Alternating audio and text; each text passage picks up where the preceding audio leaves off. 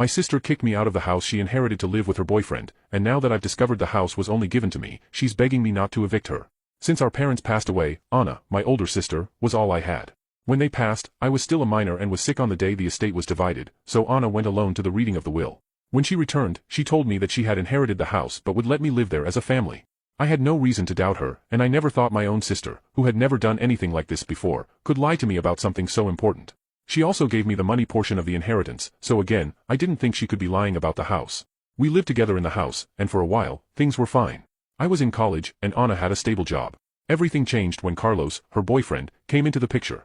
At first, he seemed like a nice guy, but he soon showed strange behaviors, especially towards Anna, and constantly tried to boss me around as if I were his child or something. I always made it clear that his orders meant nothing to me, which created a bit of tension between us. The situation worsened when, years later, Anna called me for a serious conversation. She said that Carlos was moving into the house and that they needed more space and privacy. I thought she was going to say I should be careful when entering her room now or something like that because they might be together, but no, she said that to achieve this privacy and space, I had to leave. I was in shock. That was my house too, the place where we grew up. I tried to argue, but Anna was adamant. She said it was for the sake of our relationship and that I should understand. With no other option, I moved in with a friend while trying to balance college and a job to pay my bills. In the following months, my life turned upside down. I was struggling to stay financially afloat while Anna and Carlos lived comfortably in the house that, as far as I knew, was hers. I heard from friends that they were renovating the house, spending the money our parents left us. Each account of the changes to the house felt like a stab in the heart. I felt betrayed and helpless. However, one day, I met the family lawyer at my college. I study law, and he was invited there as a guest lecturer to talk about one of his new articles. He had always been close to us, so he recognized me and came over to talk. During our conversation, he told me something I never expected. I mentioned the situation with my sister, and he was confused, asking why I had given up my house to her. I told him that although it was the house where I lived, it was left to my sister as an inheritance, so I didn't think I could do anything. He laughed and said I was mistaken, that he himself had drafted our parents' will and that I was the owner of the house. Anna had only inherited a country house in another state and a portion of the money. He wasn't practicing law anymore, but he recommended a friend and said I should urgently consult with him. Talking to him, he confirmed that I was the sole owner of the house and helped me start the process of reclaiming it. Meanwhile, Anna and Carlos continued to spend money on renovations, unaware of what was about to happen until they were summoned to court. When the day of the hearing finally arrived, I presented all the evidence to the judge.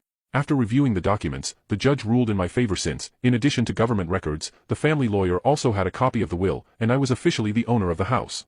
Anna tried to argue, but I was prepared. The judge said he could issue an eviction order whenever I wanted, and I demanded that they leave immediately. As we left the courthouse, Anna ran after me, crying and begging me not to evict her. She said she did all this because she feared one day I might change and not want her in the house anymore.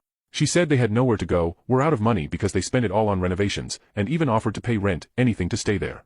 But I was determined and told them they had a week to leave or I would call the police. I told her I would never have kicked her out if she had been honest from the start, unlike what she did to me. In the following days, they tried to convince me in every possible way. Messages, calls, even mutual friends tried to intervene, but I didn't budge. The house was mine by right, and I would no longer be deceived. Finally, at the end of the week, Anna and Carlos left the house. The place was a mess, full of reminders of the renovations they had done without my consent.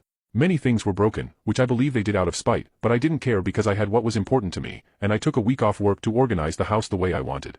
During this time, Anna tried to reconcile several times. She sent me messages, trying to explain, saying Carlos had manipulated her and that she never meant to hurt me.